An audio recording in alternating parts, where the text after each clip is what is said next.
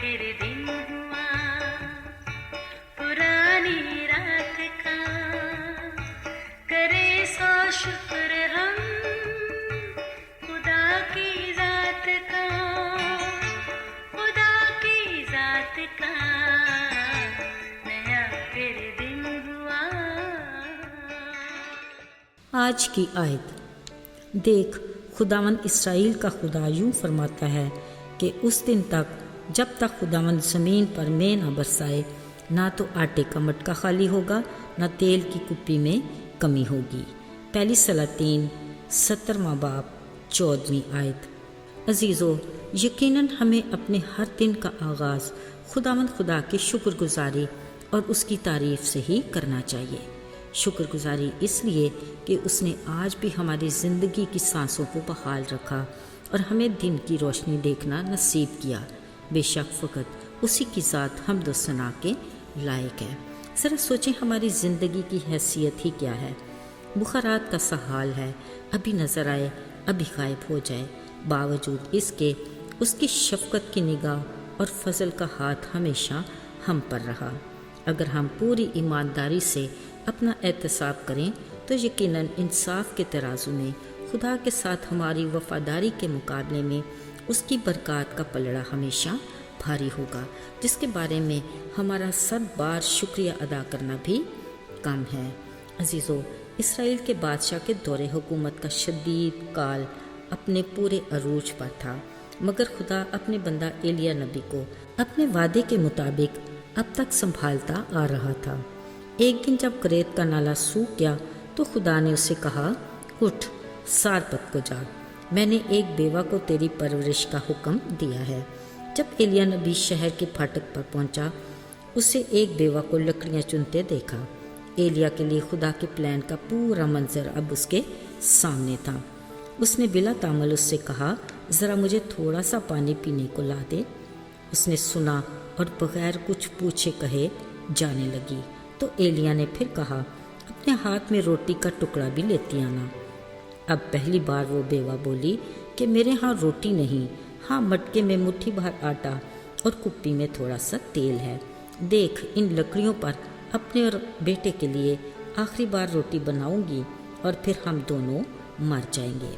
अजीज़ों, यहाँ एक बात गौर तलब है, वो ये कि जब खुदा ने एलिया नबी को सारपत जाने का हुक्म दिया तो कहा, मैंने वहाँ एक बेवा को तेरी परवरिश का हुक्म दिया है। यकीनन उस बेवा को भी एलिया नबी के बारे में इल्म था, फिर भी आपस में खुराक की कमी के बारे में बात करना एक दूसरे के ईमान की मजबूती और खुदा पर भरोसे का बायस ज़रूर बना होगा।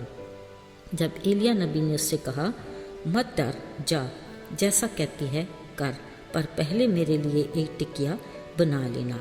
ये सुनते वो बेवा बगैर कुछ पूछे कहे चल पड़ी।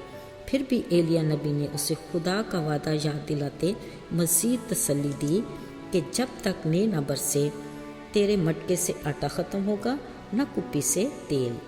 अजीज़ों, कलाम मुक़द्दस में लिखा है कि फिर ऐसा ही हुआ। ना सिर्फ वो और बेटा बल्कि पूरा कुंबा बहुत दिनों तक खाते रहे। ये हैं उस कादर मुतलक के अजीब काम जो आज भी हमारे ईमान की मजबूती का बायस हैं। अजीज़ों, आज बतौर मसीही अगर हम पर ऐसे हालात आते हैं तो हमारा रद्द अमल क्या होगा? वो अमली तौर पर अपने लोगों से कैसे रवैये की तवक्को करता है? याद रहे, यीशु मसीह की ज़िंदगी हमारे लिए बेहतरीन अमली नमूना है। पहले उसने खुद सलीब उठाई, फिर हमें सलीब उठाने को कहा। पहले उसने खुद अपने दुश्मनों से मोहब्बत की और उन्हें माफ़ किया, फिर उसने हमें दुश्मन से मोहब्बत की तलकीन की। पहले उसने खुद भूखों को खाना खिलाया, फिर उसने हमें सिखाया कि अगर तेरा दुश्मन भूखा है उसे खाना खिला, अगर प्यासा है तो पानी पिला। याद रहे, खुदा बाप से हमारा मेल यीशु मसीह की बेइंतहा मोहब्बत और अजीम कुर्बानी की बदौलत कायम हुआ। उसका फरमान है कि जैसे मैंने तुमसे मोहब्बत रखी तुम भी एक दूसरे से मोहब्बत रखो, तभी लोग जानेंगे कि तुम मेरे फर्जंद हो। फिर ये भी फरमाया कि जिस किसी के पास दुनिया का माल हो और वो अपने भाई को मोहताज देख कर उस पर रहम ना करे, उसमें खुदा की मोहब्बत कायम नहीं रह सकती। بس صرف کلام اور زبان سے نہیں بلکہ کام اور سچائی کے ذریعے بھی محبت رکھو۔ عزیزو، یاد رہے بطور مسیحی ہماری محبت محض الفاظی نہیں بلکہ ہمیں عملی محبت سے خدا کے نام کو جلال دینا ہے۔ آئیے دعا کریں۔ اے باپ، تیرے پیار اور تیرے بیٹے کے کفارے کے لیے ہم شکریہ ادا کرتے ہیں جس نے ہمیں گناہ کی دلدل سے نکال کر ہمیشہ کی زندگی کا وارث بنایا۔ ہمیں اپنے فضل سے اس لائق بنا کہ ہم اس خوشخبری کو دوسروں تک بھی لے جائیں۔ یسوع کے نام میں آمین۔